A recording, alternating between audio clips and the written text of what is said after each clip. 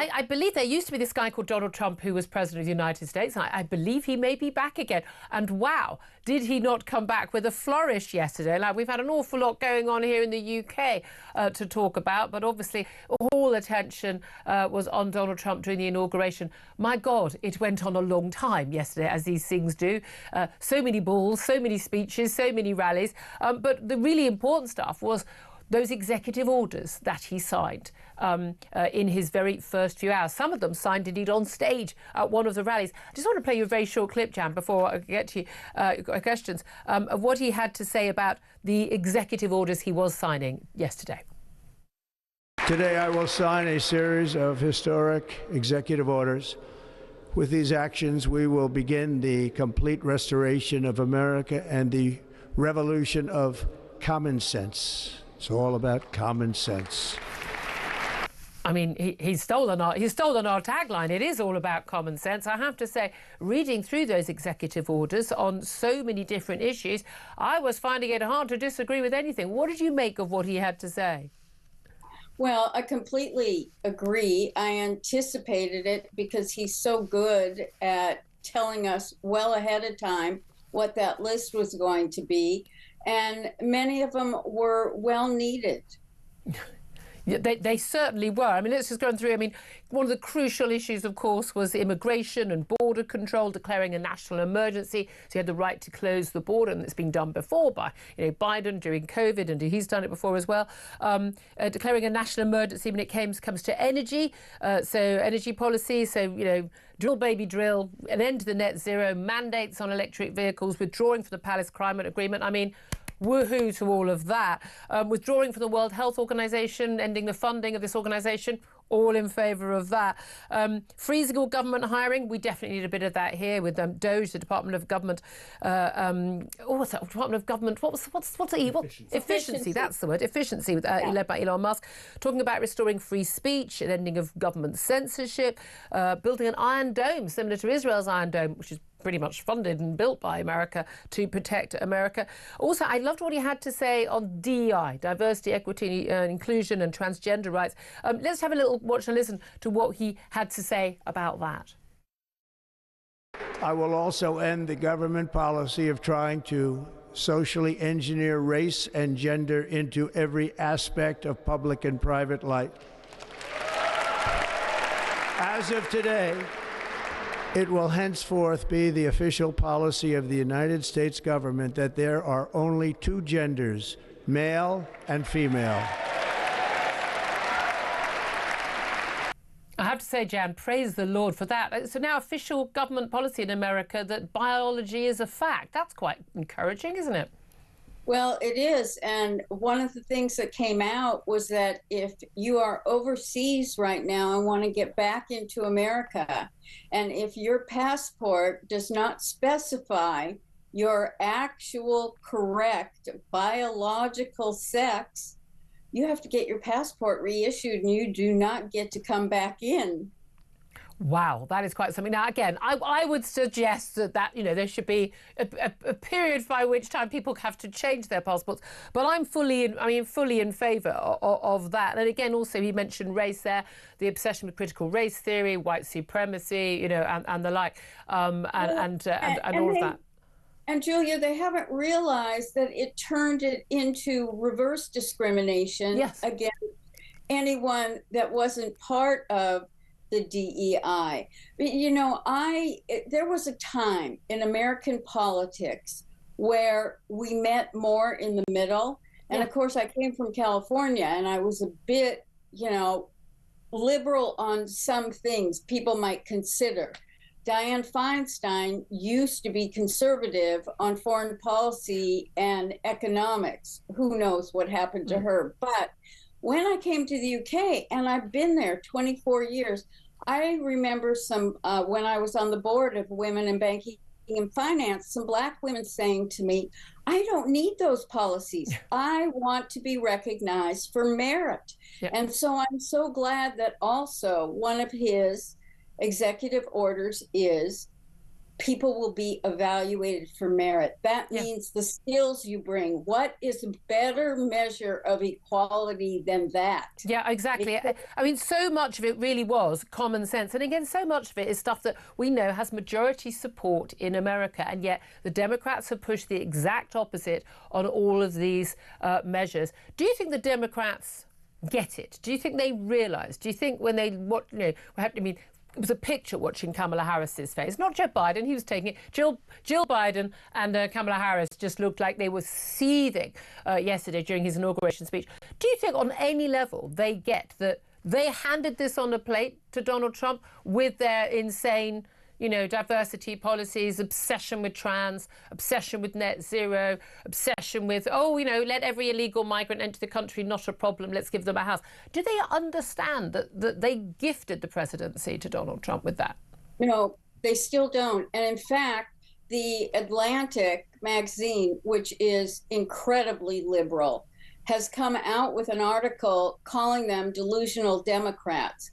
And the new head of the Progressive Caucus with the Democrats actually has doubled down on it. And they doubled down on everything. They do not see that they handed this to us. They do not see the Democrats that they drove from their own party. I mean, there have been people who have voted Democrat all their life, but there is hope that there will be financial stability and improvement. And in fact, they don't have hope that the Democrats are yet going to open their eyes. They still are into identity politics. That is so old. Yeah. It's just like any politician that thinks being liked. Donald Trump got rid of that in 2016. You have to like him to get elected. He really doesn't care, although he does like being loved and adored by his fans. And one of the things that he did, which he knew would get him a lot of love from his diehard fans yesterday, was when he announced, from the stage that he was going to give a full pardon to some 1,500 of the January the 6th rioters. Only a handful of them are going to face, I think, some 14 particularly violent offenders. They're not getting a full pardon, but they're going to have their sentences commuted. Some of these people committed incredibly violent acts. They're even on camera. There isn't a he said, she said about this. I mean, given that he himself was going to face charges that were dropped once he became president-elect over his role in encouraging, if not leading, but certainly encouraging actions which easily led to the Capitol 6 riots. Do you think this is a good move by him? Well, it is, but the reason that people aren't yet on board with it is that we need more information to come out. And the fact that the Select Committee destroyed all the evidence is of great concern. The other part is Nancy Pelosi's own daughter was there recording. And so she is on video saying that she actually refused the 10,000 National Guards to protect.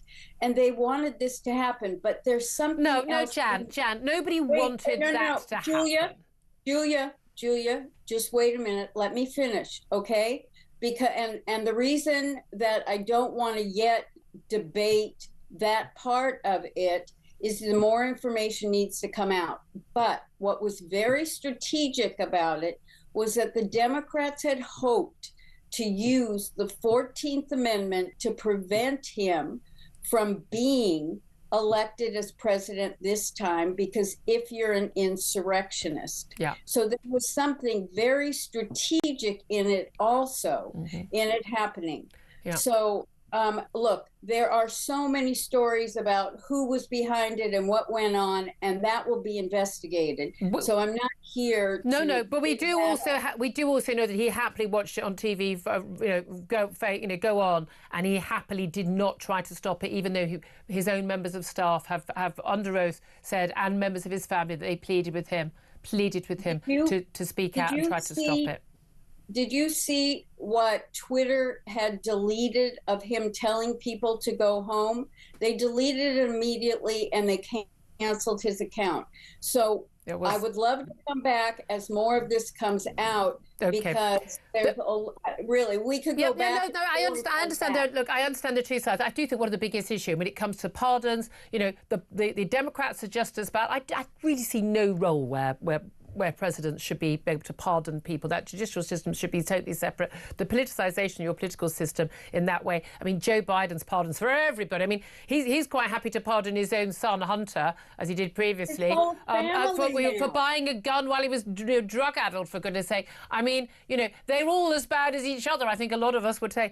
In terms of just in terms of looking ahead, you know, it's getting straight down to business. Very long day. I mean, for a man of 78, the man has got some stamina. I know some 28-year-olds who couldn't last the full day that he did until I think about 1:30 in the morning last night. But it's getting down to business. Is it clear that actually this Trump administration is much more prepared? They are much better staffed, and they are ready to go on, you know, day 2 now. Oh, absolutely. They've already staffed it with 1,000 people that are their pickings. They did not deal with the government's presidential transition.